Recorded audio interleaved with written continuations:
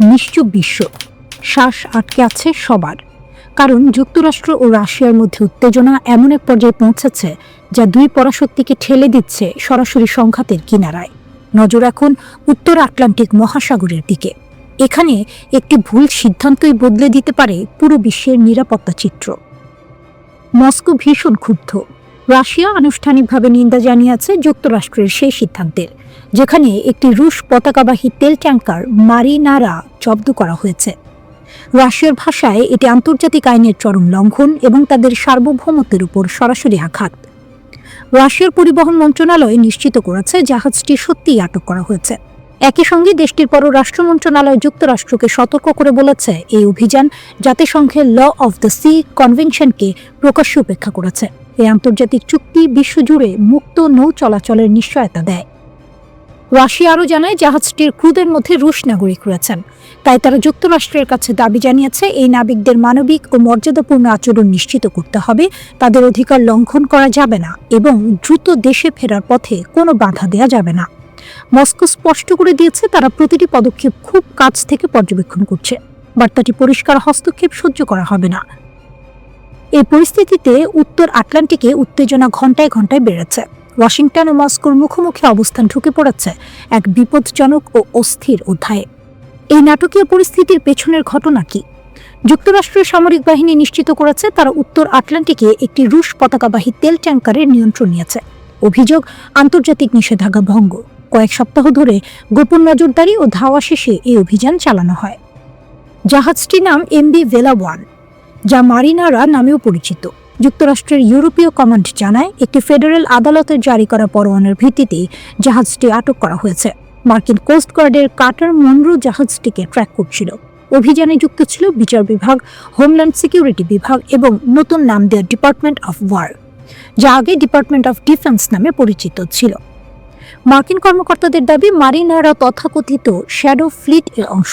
এই নেটওয়ার্ক ব্যবহার করে ভেনেজুয়েলা, রাশিয়া ও ইরানের মতো নিষেধাজ্ঞাপ্রাপ্ত দেশগুলো গোপনে তেল পরিবহন করে। ডিসেম্বরে ক্যারিবিয়া অঞ্চলে জাহাজটি ধরার চেষ্টা ব্যর্থ হয়েছিল, পরে সেটি আটলান্টিকে ঢুকে পড়ে। রয়টার্স জানায় এই জাহাজটি যুক্তরাষ্ট্রের ভেনেজুয়েলা ভিত্তিক তেল অবরোধ ব্যবস্থার ফাঁক গলে বেরিয়ে এসেছিল। মার্কিন প্রতিরক্ষামন্ত্রী পিট হেজেথ স্পষ্ট করে বলেন, নিষেধাজ্ঞাপ্রাপ্ত ভেনেজুয়েলার তেলের উপর অবরোধ বিশ্বের যে কোনো প্রান্তেই কার্যকর থাকবে। রাশিয়ার রাষ্ট্রীয় গণমাধ্যম আরটি জানায় হেলিকপ্টার ব্যবহার করে মার্কিন সেনারা জাহাজে ওঠে। তাদের দাবি, কয়েক সপ্তাহ ধরে জাহাজটি অনুসরণ করা হচ্ছিল এবং একাধিকবার খারাপ আবহাওয়ার কারণে অভিযান স্থগিত করতে হয়। এক পর্যায়ে মারিনারা আইসল্যান্ডের বিশেষ অর্থনৈতিক অঞ্চলের খুব কাছাকাছি চলে যায়, যা পরিস্থিতিকে আরও স্পর্শকাতর করে তোলে। রয়টার্স পরে জানায় ওই সময় আশেপাশে একটি রুশ সাবমেরিন ও একটি নৌযানও অবস্থান করছিল। যদিও সরাসরি সংঘর্ষ হয়নি, তবু পটভূমি ছিল ভয়ঙ্কর। আফগানিস্তানের মাইদান ওয়ারদাক প্রদেশে একটি অজ্ঞাত পরিচয়ের মানববিহীন আকাশযান বা ড্রোন ভেঙে পড়েছে। স্থানীয় গণমাধ্যমের প্রতিবেদনে বলা হচ্ছে এই ড্রোনটি সম্ভবত যুক্তরাষ্ট্রের তৈরি MQ-9 রিপার। ঘটনাটি ঘটেছে প্রাদেশিক রাজধানী মাইদান শার শহরের কাছাকাছি এলাকায়। এখন পর্যন্ত তালেবান সরকারের পক্ষ থেকে এ বিষয়ে কোনো আনুষ্ঠানিক বিবৃতি দেওয়া হয়নি। তবে সামাজিক যোগাযোগ মাধ্যমে ইতিমধ্যেই ধ্বংসাবশেষের ছবি ছড়িয়ে পড়েছে। এসব ছবি মূলত তালেবানপন্থী অ্যাকাউন্টগুলো শেয়ার করেছে। ছবিতে দেখা যাচ্ছে তুষারে ঢাকা একটি পাহাড়ি ঢালে ড্রোনটির বিকৃত ধাতব অংশ পড়ে আছে। ড্রোনটি কিভাবে ভেঙে পড়ল তা এখনও পরিষ্কার নয়। বিভিন্ন সূত্র থেকে ভিন্ন ভিন্ন তথ্য আসছে। কেউ বলছে এটি যান্ত্রিক ত্রুটির কারণে বিধ্বস্ত হয়েছে, আবার কেউ কেউ দাবি করছে ড্রোনটিকে গুলি করে ভূপাতিত করা হয়েছে। যদি এটি সত্যি MQ-9 রিপার হয়ে থাকে তাহলে ঘটনাটি অত্যন্ত গুরুত্বপূর্ণ, কারণ 2021 সালের অগাস্টে আফগানিস্তান থেকে মার্কিন সেনা প্রত্যাহারের পর এই প্রথম এমন কোনো ড্রোন হারানোর ঘটনা ঘটল। প্রতিবেদন অনুযায়ী ড্রোনটি একটি নিয়মিত নজরদারি মিশনে ছিল। এটি আফগান আকাশসীমার ভেতরে উঠছিল এবং কাতারের আল উদেইদ এয়ারবেস থেকে রিমোট কন্ট্রোলের মাধ্যমে পরিচালিত হচ্ছিল। তবে ড্রোনটি ঠিক কোন পথ ধরে আফগানিস্তানে প্রবেশ করেছিল তা এখনও জানা যায়নি। মাইদান ওয়ারদাক প্রদেশ কাবুলের খুব কাছাকাছি হওয়ায় অনেকেই মনে করছেন পাকিস্তান হয়ে ড্রোনটি ঢুকতে পারে। তালেবান সরকার আগেও একাধিকবার দাবি করেছে তাদের আকাশসীমা এখনও পুরোপুরি তাদের নিয়ন্ত্রণে নেই এবং বিদেশি নজরদারি উড়ানো অব্যাহত রয়েছে। গত বছর তালেবানের মুখপাত্র জাবিহুল্লাহ মুজাহিদ বলেছিলেন, মার্কিন ড্রোন এখনও আফগানিস্তানের আকাশে উঠছে এবং এগুলো প্রতিবেশী দেশগুলোর মাধ্যমে প্রবেশ করছে। তিনি কাবুলের সবচেয়ে কাছের প্রতিবেশী হিসেবে পাকিস্তানের কথা উল্লেখ করেন। যদিও যুক্তরাষ্ট্র কাতারের মতো দূরবর্তী ঘাঁটি থেকেও এসব ড্রোন পরিচালনা করে। ওই দাবির কয়েকদিনের মধ্যেই যুক্তরাষ্ট্র জানায় আফগান আকাশসীমায় নজরদারি ফ্লাইট সম্পর্কে তাদের কাছে কোনো তথ্য নেই। এর আগেও তালেবান পাকিস্তানের বিরুদ্ধে অভিযোগ করেছে যে তারা মার্কিন ড্রোনকে তাদের আকাশসীমা ব্যবহার করতে দিচ্ছে। পাকিস্তান বরাবরই এসব অভিযোগ অস্বীকার করে এসেছে। দুই দেশের মধ্যে উত্তেজনা আরও বেড়ে যায় 2024 সালের ডিসেম্বরের শেষ দিকে, যখন পাকিস্তান তালেবান লক্ষ্যবস্তুতে বিমান হামলা চালায়। এরপর 2025 সালের অক্টোবর মাসে আবার সংঘর্ষ হয় এবং দুই দেশের সীমান্ত ক্রসিং বন্ধ করে দেওয়া হয়। পাকিস্তান অভিযোগ করে তালেবান তেহরিক-ই-তালেবান পাকিস্তান নামের জঙ্গি গোষ্ঠীকে সমর্থন দিচ্ছে, যার ফলে পাকিস্তানে সহিংসতা বেড়েছে। তালেবান এসব অভিযোগ প্রত্যাখ্যান করে উল্টো ইসলামাবাদের বিরুদ্ধে হস্তক্ষেপের অভিযোগ তোলে এবং পাকিস্তানকে নিজেদের সমস্যার জন্য দায়ী করে। এই ঘটনায় সবচেয়ে বেশি আলোচনায় এসেছে MQ-9 রিপার ড্রোনটি। এটি বিশ্বের সবচেয়ে বেশি ব্যবহৃত যুদ্ধ ড্রোনগুলোর একটি। প্রতিটি ড্রোনের মূল্য প্রায় $15 কোটি। 2023 থেকে 2024 সালের মধ্যে ইয়েমেনের হুথি বাহিনী অন্তত 10টির বেশি MQ-9 রিপার ভূপাতিত করেছে বলে জানা যায়। ড্রোনটি প্রথম 2007 সালে ব্যবহার শুরু হয়। কম খরচে প্রশিক্ষণ ও পরিচালনার সুবিধার কারণে এটি জনপ্রিয় হয় এবং মানবচালিত যুদ্ধ বিমানের তুলনায় অনেক কম খরচে। নতুন একটি গোয়েন্দা তথ্য সামনে এসেছে। এতে বলা হচ্ছে ইরানের সর্বোচ্চ নেতা আয়াতুল্লাহ আলী খামেনি হয়তো ইতিমধ্যেই দেশ ছাড়ার প্রস্তুতি নিচ্ছেন। টাইমসের প্রতিবেদনে বলা হয়েছে, যদি বিক্ষোভ এতটাই তীব্র হয় যে তার ক্ষমতার নিয়ন্ত্রণ ভেঙে পড়তে শুরু করে, তাহলে খামেনির একটি বিকল্প পালানোর পরিকল্পনা রয়েছে। 86 বছর বয়সী এই নেতা নাকি তেহরান ছাড়তে প্রস্তুত থাকবেন। সঙ্গে থাকবে তার খুব ঘনিষ্ঠ একটি ছোট দল। এই দলে সর্বোচ্চ 20 জন থাকতে পারে, যাদের মধ্যে রয়েছেন তার পরিবার, ঘনিষ্ঠ সহকারী এবং তার ছেলে ও সম্ভাব্য উত্তরসূরি মোস্তফা খামেনি। গোয়েন্দা সূত্র বলছে, যদি নিরাপত্তা বাহিনী আদেশ মানতে অস্বীকৃতি জানায়, দল ত্যাগ শুরু করে বা ভেঙে পড়ে, তাহলে এই পরিকল্পনা কার্যকর হবে। আর সম্ভাব্য গন্তব্য হিসেবে উঠে এসেছে একটি নাম, মস্কো। সাবেক ইসরায়েলি গোয়েন্দা কর্মকর্তা বেনি সাপ্তি টাইমসকে বলেন, বাস্তবে খামেনির যাওয়ার মতো আর কোনো জায়গা নেই। তিনি রুশ প্রেসিডেন্ট ভ্লাদিমির পুতিনকে শ্রদ্ধা করেন এবং তেহরান ও মস্কোর মধ্যে রাজনৈতিক সম্পর্ক খুব গভীর। এই পালানোর পরিকল্পনাটি নাকি সিরিয়ার সাবেক প্রেসিডেন্ট বাশার আল আসাদের ঘটনার আদলে তৈরি। 2024 সালের ডিসেম্বরে যখন বিদ্রোহীরা দামেস্কের কাছাকাছি পৌঁছে যায়, তখন আসাদ রাশিয়ায় পালিয়ে যান। একইভাবে খামেনির পরিকল্পনায় রয়েছে আগেই ঠিক করা রুট, বিদেশে সম্পদ সরানো, নগদ অর্থ এবং বিদেশে থাকা সম্পত্তিতে দ্রুত পৌঁছানোর ব্যবস্থা। খামেনির আর্থিক শক্তিও বিশাল। ধারণা করা হয় তিনি সি-টেড নামের আধা রাষ্ট্রীয় প্রতিষ্ঠানের মাধ্যমে একটি বিশাল অর্থনৈতিক সাম্রাজ্য নিয়ন্ত্রণ করেন। 2013 সালে রয়টার্স এই প্রতিষ্ঠানের সম্পদের মূল্য প্রায় $95 বিলিয়ন বলে উল্লেখ করেছিল। তার অনেক ঘনিষ্ঠ সহযোগীর পরিবার ইতিমধ্যেই যুক্তরাষ্ট্র, কানাডা ও দুবাইয়ে বসবাস করছে। এই তথ্যগুলো সামনে এসেছে এমন এক সময়ে যখন ইরানে বিক্ষোভ চলছে। এর মূল কারণ অর্থনৈতিক বিপর্যয়, ভয়াবহ মূল্যস্ফীতি এবং সাধারণ মানুষের ক্ষোভ। তেহরান ছাড়াও বহু শহরে বিক্ষোভ ছড়িয়ে পড়েছে, এমনকি পবিত্র শহর কোমেও। গত বছরের 12 দিনের ইসরায়েল যুদ্ধের পর থেকে খামেনিকে শারীরিক ও মানসিকভাবে দুর্বল বলা হচ্ছে। ওই যুদ্ধে ইরানের বহু মিত্রশক্তি ক্ষতিগ্রস্ত হয়। তখন খামেনি দিনের পর দিন বাংকারে লুকিয়েছিলেন, কারণ ইসরায়েলি হামলায় বহু শীর্ষ রেভলিউশনারি গার্ড কমান্ডার নিহত হন। বিশ্লেষকরা বলছেন, এতে তার মধ্যে বেঁচে থাকার প্রবল মানসিকতা আরও গভীর হয়েছে। তিনি খুব কম জনসম্মুখে আসছেন এবং চলমান বিক্ষোভ নিয়ে প্রায় নীরব। তবে গোয়েন্দারা বলেন, কঠোর আদর্শবাদী হলেও খামেনি বাস্তববাদী। ক্ষমতা টিকিয়ে রাখতে প্রয়োজনে তিনি পিছু হটতেও প্রস্তুত। 1939 সালে মাশহাদে জন্ম নেয়া খামেনি একদিন বিপ্লবী কর্মী থেকে রাষ্ট্রপতি এবং পরে সর্বোচ্চ নেতা হন। যুক্তরাষ্ট্রের হুঁশিয়ারি আর ভেতরের অস্থিরতার মাঝে এখন প্রশ্ন একটাই, খামেনি ক্ষমতায় টিকে থাকবেন নাকি একদিন পালাতে বাধ্য হবেন? খামেনি বলেন, আমরা বিক্ষোভকারীদের সঙ্গে কথা বলি, কর্মকর্তাদেরও কথা বলা উচিত, কিন্তু দাঙ্গাবাজদের সঙ্গে কথা বলা অর্থহীন। এটা শত্রুর ষড়যন্ত্র। আমরা হার মানব না। ইরানে তো প্রতিবাদে মানুষ মারা গেছে, আপনি বলেছিলেন আমরা লকড অ্যান্ড লোডেড, মানে প্রস্তুত। তাহলে সেই সীমারেখাটা কোথায় যেখানে যুক্তরাষ্ট্র এই প্রতিবাদে সরাসরি জড়াবে? এই প্রশ্নের উত্তরে যুক্তরাষ্ট্র বলে তারা বিষয়টি দেখছে, খুব কাছ থেকে নজর রাখছে। যদি আগের মতো মানুষ হত্যা শুরু হয় তাহলে ইরানকে খুব কঠোরভাবে জবাব দিতে হবে, এমনই ইঙ্গিত দেওয়া হয়। এরই মধ্যে ইরানের ভেতরে সরকার ঘোষণা দেয় ২০ মে থেকে একটি পরিকল্পনা কার্যকর হবে। জনগণের জন্য নির্দিষ্ট অঙ্কের টাকা জমা দেওয়া হয়েছে, যাতে মানুষ মাসে মাসে তা দিয়ে প্রয়োজনীয় জিনিস কিনতে পারে। এই অর্থ জনগণকে দেওয়ার নির্দেশ দেওয়া হয়েছে এবং সরকার দাবি করছে সব ইরানি নাগরিকই এই অর্থ পেয়েছে। কিন্তু বাস্তবতা ভিন্ন। বিদেশি মুদ্রার দাম অনিয়ন্ত্রিতভাবে বাড়ছে, বিনিময় হারের কোনো স্থিরতা নেই, প্রতিদিন দাম ওঠানামা করছে। এর ফলে ব্যবসায়ী ও দোকানদাররা কাজ করতে পারছেন না। সরকারের দাবি এটা স্বাভাবিক নয়, এটা শত্রুপক্ষের কাজ। সরকার বলছে শত্রুরা টাকা দিয়ে বা উস্কানি দিয়ে কিছু লোককে ব্যবসায়ীদের পেছনে লাগিয়েছে, যারা ইসলাম, ইরান এবং ইসলামী প্রজাতন্ত্রের বিরুদ্ধে স্লোগান দিচ্ছে।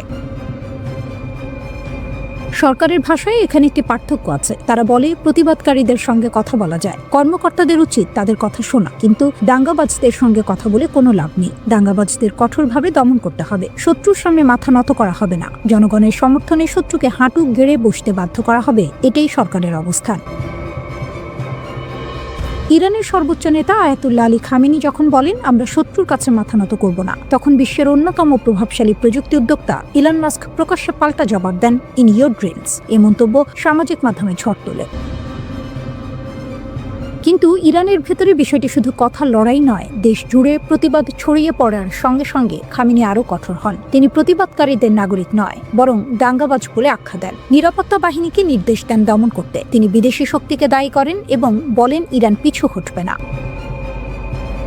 বাজারের ব্যবসায়ীরা ঐতিহাসিকভাবে ইসলামী ব্যবস্থার সমর্থক বলে সরকার দাবি করে। সরকার স্বীকার করে ব্যবসায়ীদের অভিযোগ পুরোপুরি ভুল নয়। মুদ্রার অবমূল্যায়ন, ডলারের অস্থির দাম ব্যবসা করা অসম্ভব করে তুলেছে।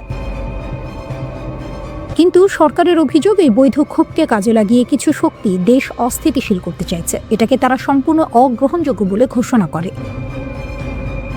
এই আন্দোলন ছড়িয়ে পড়েছে ২৫টি প্রদেশের ৬০টি শহরের ১৭০টির বেশি স্থানে। কুর্দি রাজনৈতিক গোষ্ঠীগুলো দেশ জুড়ে ধর্মঘটের ডাক দিচ্ছে। আন্তর্জাতিক প্রতিক্রিয়াও বাড়ছে। ইউরোপীয় ইউনিয়ন সংযম দেখাতে বলছে, সংলাপ চাচ্ছে।